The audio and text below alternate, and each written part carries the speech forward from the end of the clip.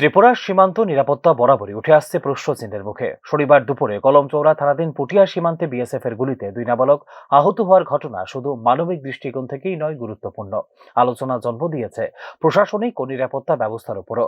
প্রাথমিক তথ্য অনুযায়ী সীমান্তবর্তী ফাঁকা এলাকায় সন্দেহজনক কার্যকলাপ লক্ষ্য করেই তৎপর হয়ে ওঠে বিএসএফ জওয়ানরা। অভিযোগ, ওই এলাকায় পাচারের কাজ চলছিল বলে সন্দেহ করা হয় এবং এই পটভূমিতে ঘটে গুলিবর্ষণের ঘটনা। যদিও স্থানীয়দের দাবি, নাবালকরা পাচারের সঙ্গে যুক্ত ছিল কিনা তা এখনো নিশ্চিত নয়। বিএসএফ এর অতিরিক্ত বল প্রয়োগের অভিযোগ তোলা হয়েছে পরিবারের পক্ষ থেকে।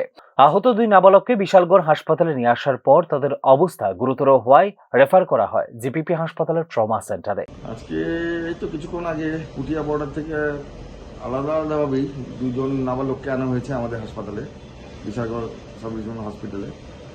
তো যেটা জানা গেছে, খবর পাওয়া গেছে যে ওদেরকে খুব সম্ভবত বিএসএফ ফায়ার করেছে।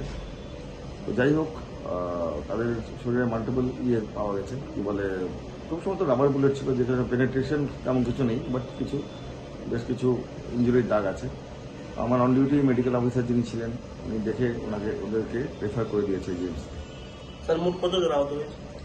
2 জন এসেছিল, আলাদাভাবে 2টো ছেলে এসেছিল, 2জনই নাবালক, ঠিক আছে। এবং পরবর্তী সময় যদি জানতে পারলাম পুটিয়া বর্ডার থেকে এসছে ওরা, এবং খুব সম্ভবত ওই দিকে বোধ হয় তাদের অবস্থা কি আছে? এমনিতে ওরা স্টেবল আছে, কিন্তু যেহেতু এই ধরনের ইঞ্জুরি একটা সাসপেক্ট করা হয়েছে, তো ন্যাচারালি আমরা ওদেরকে রেফার করে দেওয়া হয়েছে জিএমস।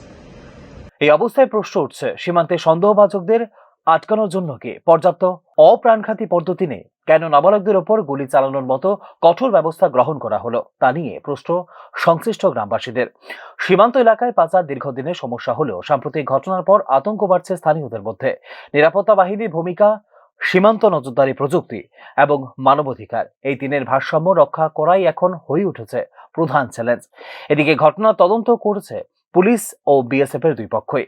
তদন্তের ফলাফলের উপরে নির্ভর করবে এটি নিয়ম মাফিক নিরাপত্তার পদক্ষেপ ছিল নাকি তা ছিল অতিরিক্ত বল প্রয়োগের উদাহরণ। সীমান্তবর্তী অঞ্চলে নাবালকদের পাচারের ব্যবহার, স্থানীয় অর্থনৈতিক সংকট ও কাজের অভাবের বিষয়টিও সামনে উঠে এসেছে নতুন করে। পাচার রোধে শুধু কঠোরতা নয়, সামাজিক অর্থনৈতিক পুনর্বাসন পরিকল্পনাও জরুরি বলে মনে করছেন সংশ্লিষ্ট বিশেষজ্ঞরা। এই ঘটনা আবারও প্রমাণ করল সীমান্ত নিরাপত্তা শুধু অস্ত্র বা নজরদারির বিষয় নয়, বর্তমানে তা হয়ে উঠেছে মানবিক, সামাজিক ও প্রশাসনিক সমন্বয়ের সামগ্রিক চ্যালেঞ্জও। ব্যুরো রিপোর্ট, নিউজ নাও।